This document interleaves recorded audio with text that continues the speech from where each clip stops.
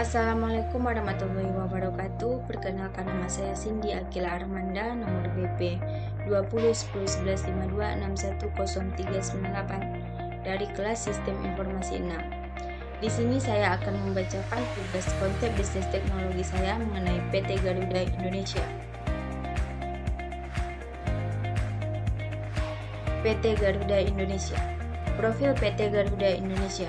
PT Garuda Indonesia adalah maskapai penerbangan nasional Indonesia. Dalam sejarahnya, Garuda Indonesia pernah berhasil meraih predikat bintang 5 dari Apex, sebuah asosiasi nirlaba untuk peningkatan pengalaman penumpang penerbangan yang berkedudukan di New York, Amerika Serikat pada tahun 2017.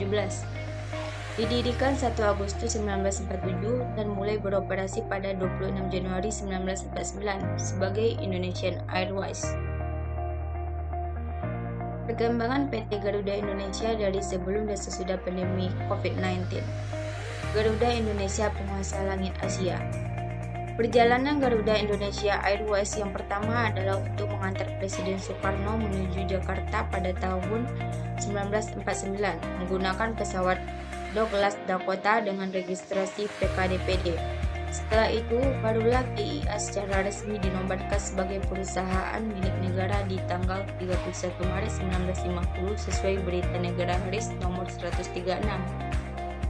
Hingga tahun 1953, Garuda Indonesia memiliki 27 pesawat dan juga staf yang profesional. Perkembangan Garuda Indonesia semakin pesat sampai mampu mendatangkan 3 pesawat turboprop dan membuka rute penerbangan menuju Hong Kong di tahun 1960-an. Dalam kurun waktu beberapa tahun selanjutnya, Garuda kembali membawa 3 pesawat jenis Convair 990A, pesawat yang dikenal mempunyai kecepatan tinggi dan teknologi canggih. Bersamaan dengan didatangkannya pesawat baru tersebut pula, Garuda Indonesia melebarkan rute komersialnya hingga ke Amsterdam melalui Kolombo, Roma, Bombay, dan Praha. Setelah itu, Garuda Indonesia terus berusaha mengembangkan armadanya di Indonesia dengan membeli pesawat dengan jenis dan model baru, serta meningkatkan layanannya ke lebih banyak negara, seperti Amerika dan Eropa. Armada Garuda Indonesia Airways waktu itu mencapai 39 pesawat, menjadikan Garuda sebagai maskapai penerbangan terbesar di belahan bumi selatan dan kedua di Asia setelah Japan Airlines. Konflik akut hingga hampir bangkrut. Masa kejayaan Garuda dianggap mulai selesai setelah Wiweko yang berhasil mengisolasikan Garuda dari unsur KKN, malah dicopot oleh Presiden Soeharto pada November 1984. Kepada penggantinya, ia meninggalkan surplus tunai sebesar 108 juta dolar AS plus dana taktis sekitar 4 juta dolar AS, namun uang itu lenyap. Setelahnya, selalu terjadi perselisihan antara manajemen Garuda Indonesia dengan pilot dan serikat pekerjanya. Dimulai dari tahun 1980 di mana mogok kerja pilot pertama kali terjadi. Kemudian berlanjut di 2003 dengan adanya mogok awak kabin menuntut perbaikan gaji. Aksi mogok dilakukan dengan cara menunda jadwal keberangkatan pesawat selama 1 jam pada 26 Januari sampai 1 Februari 2003.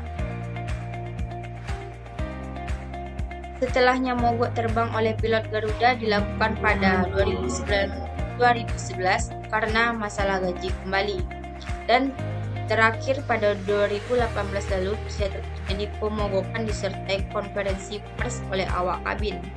Hal ini berdampak pada penurunan average harga jual tiket penumpang dari 6,90 sen dolar AS pada 2016 menjadi sebesar 6,70 sen dolar AS di 2017.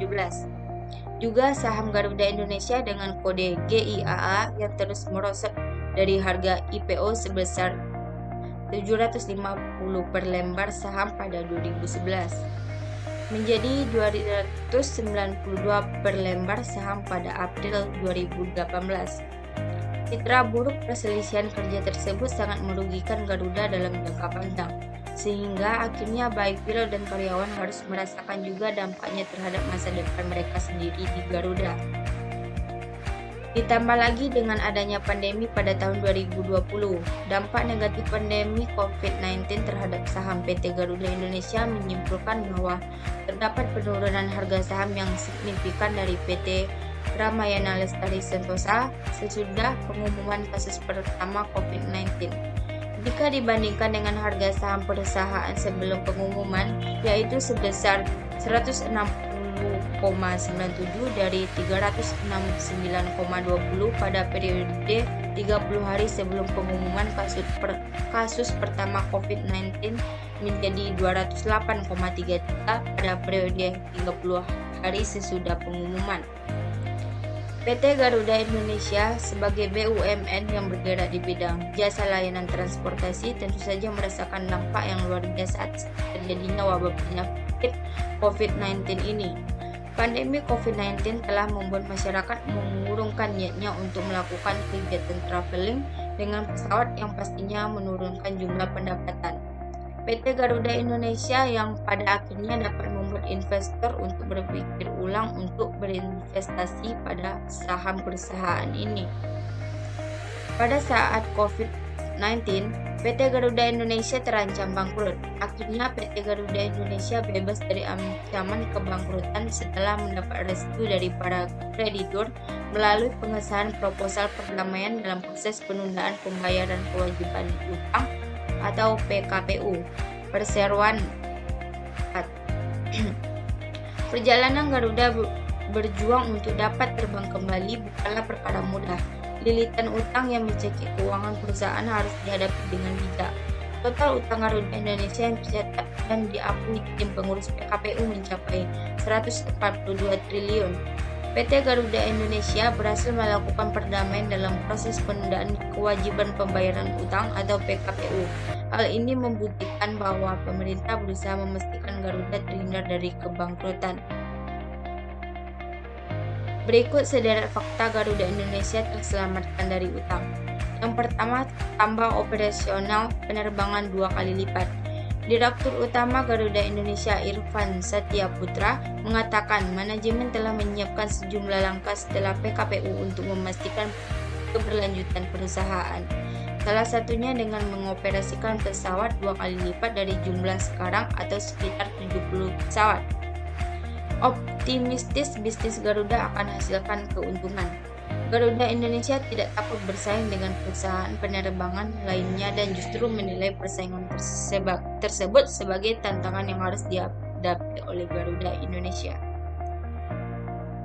Sekian dari saya, kalau ada salah dan janggalnya mohon dimaafkan. Assalamualaikum warahmatullahi wabarakatuh.